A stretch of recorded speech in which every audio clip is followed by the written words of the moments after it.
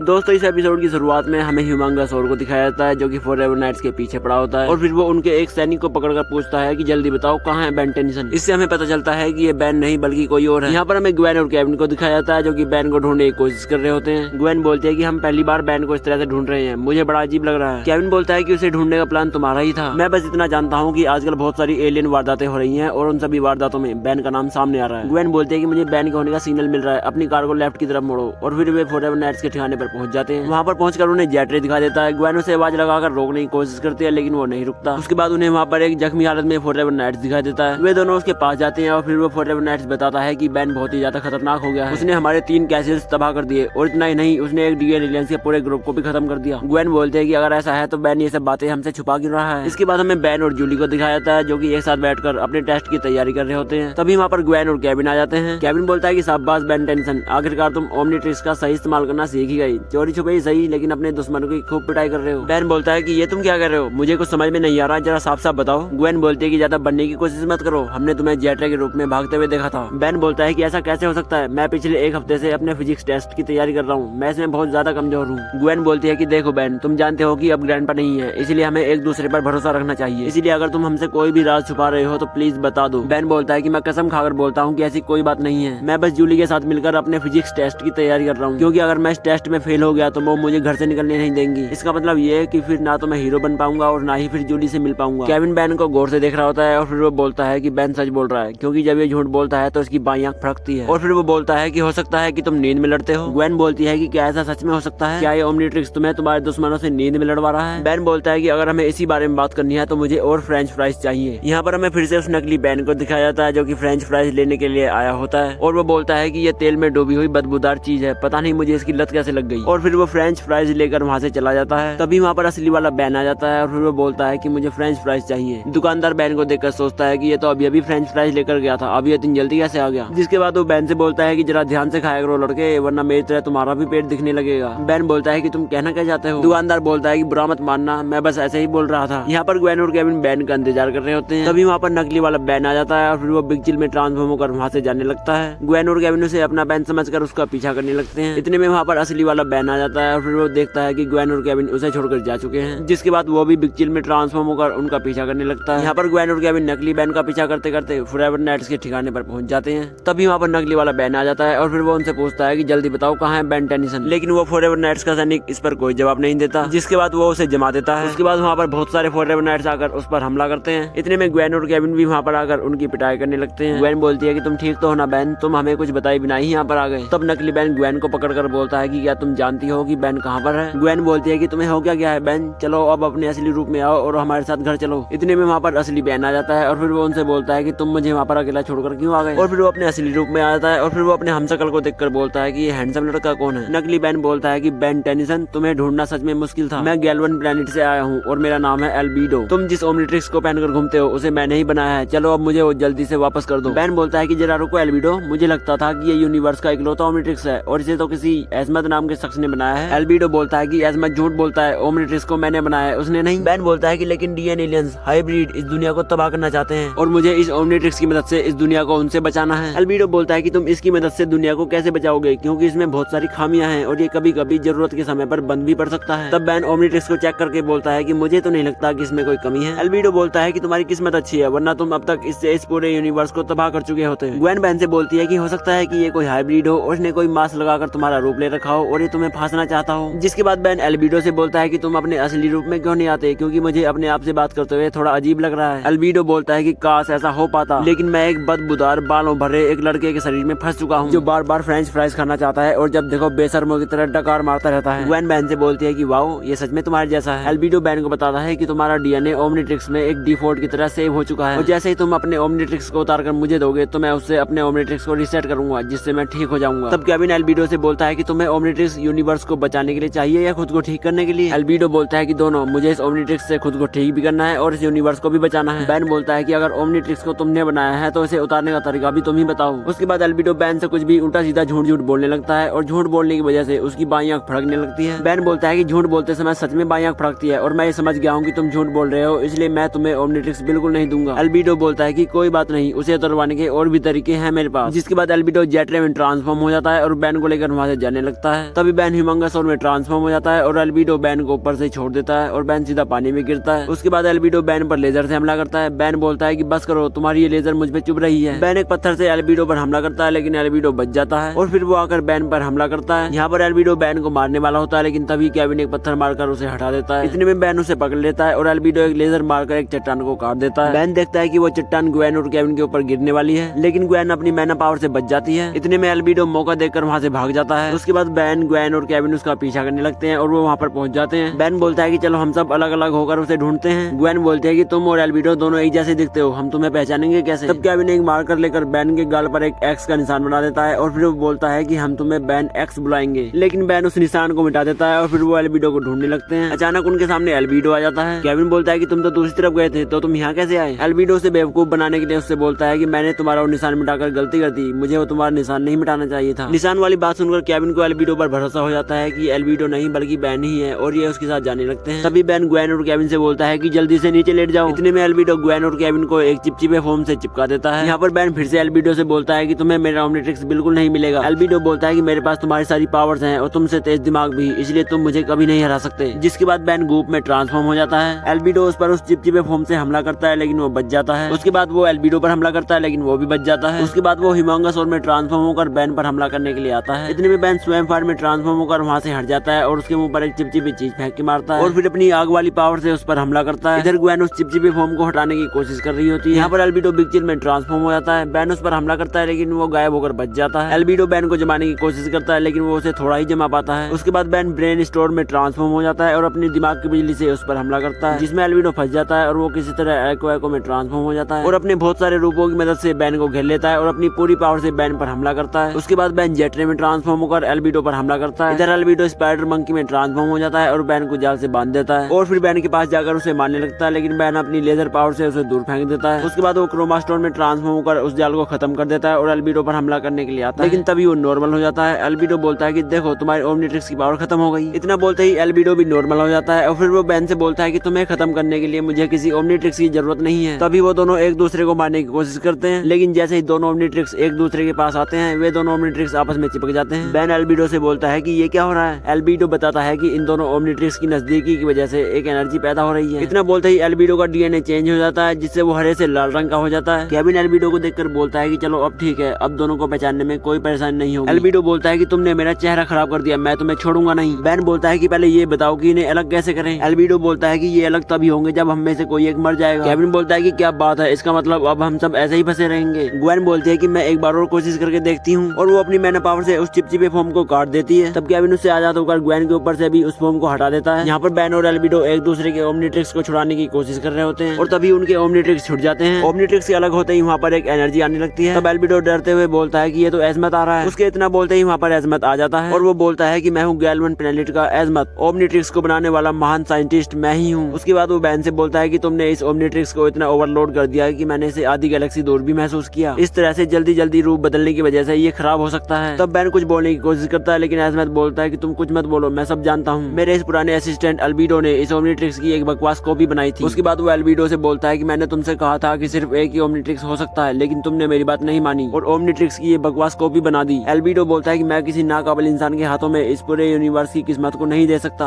अगर मेरा ओमनिट्रिक्स काम नहीं कर सकता तो मैं उसका छीन लूंगा। एजमत बोलता है कि मैंने तुमसे पहले ही कहा था कि ओमनिट्रिक्स को संभालना तुम्हारे बस की बात नहीं है, तुमने हम सबको खतरे में डाल दिया था। बैन बोलता है कि ये तुम क्या कह रहे हो, क्या यूनिवर्स सच में खतरे में था। एजमत बोलता है कि अगर तुम एल्बिडो को ओमनिट्रिक्स दे देते तब एल्बिडो उसे अपना असली रूप पाना चाहता था। एल्बिडो बोलता है कि इस इंसानी शरीर में रहना मेरे लिए बहुत ही मुश्किल है। एजमत बोलता है कि तुमने अपनी हरकतों से ये साबित किया है कि तुम एक बहुत ही बेकार एलियन हो। इतना बोलते ही एजमत एल्बिडो के हाथ पर चढ़कर उसके ओमनिट्रिक्स का ऊपर का कोर निकाल लेता है और फिर उससे बोलता है कि अब तुम इसी इंसानी शरीर में ऐसे ही फंसे रहोगे। जिसके बाद वो उसे गायब करके जेल में पहुंचा देता है। तब बैन एजमत के पास आता है। एजमत बैन से बोलता है कि अब ये तुम्हें कभी तंग नहीं करेगा, अब सिर्फ तुम्हारे पास ही ओमनिट्रिक्स है। और वो बैन से बोलता है कि देखो बैन, तुम ऐसे इकलौते इंसान हो जिसने ओमनिट्रिक्स को हमेशा अच्छे कामों के लिए इस्तेमाल किया है, इसीलिए मैं तुम्हें पूरी छूट देता हूँ कि तुम इसे अपने तरीके से इस्तेमाल करो और वो भी बिना किसी रोक टोक के। मैं बस इतना कहना चाहता हूँ कि इस ओमनिट्रिक्स को पहनने के लायक सिर्फ और सिर्फ तुम हो और कोई नहीं। और ये सोच सिर्फ मेरी ही नहीं बल्कि किसी और की भी है। बैन बोलता है और किसकी है। एजमत बोलता है कि बाद में बताऊंगा, ये तुम्हारे लिए एक सरप्राइज है, आगे और भी मुश्किलें आएंगी, तैयार रहना। इतना बोलकर वो गायब हो जाते हैं। ग्वेन बोलती है कि तुम्हारी सबसे पहली मुश्किल है तुम्हारा फिजिक्स टेस्ट। यहाँ पर फिजिक्स के टेस्ट के बाद जूली को A ग्रेड मिलता है। उसके बाद बैन अपना रिजल्ट ग्वेन और केविन को दिखाता है जिसमें उसे C+ ग्रेड मिली होती है और वो बोलता है कि तुम्हें लगा था कि मैं पढ़ाई नहीं कर रहा था। ग्वेन बोलती है कि उस समय हालात ही ऐसे थे कि यकीन करना मुश्किल था। बेन बोलता है कि क्या इस्मत को एल्बिडो को सुधरने का एक मौका देना चाहिए, क्योंकि उसने कोई ज्यादा बड़ा जुर्म तो नहीं किया था, उसने बस मेरा रूप ही तो लिया था। यहाँ पर हमें एल्बिडो को दिखाया जाता है जो कि किसी जेल में बंद होता है और वो बोलता है कि मेरे लिए जेल की क्या जरूरत, ये इंसानी शरीर किसी जेल से कम है क्या। इतने में वहाँ पर एल्बिडो के लिए कोई अजीब सा खाना आ जाता है। एल्बिडो बोलता है कि जिस दिन मैं आजाद हो गया उस दिन मैं सबको खत्म कर दूंगा और सबसे पहले उस बेन टेनिसन को, और तब तक मुझे फ्रेंच फ्राइज खिलाओ। तो दोस्तों इसी के साथ ये एपिसोड यहीं पर खत्म हो जाता है। उम्मीद आपको वीडियो पसंद आई होगी। धन्यवाद।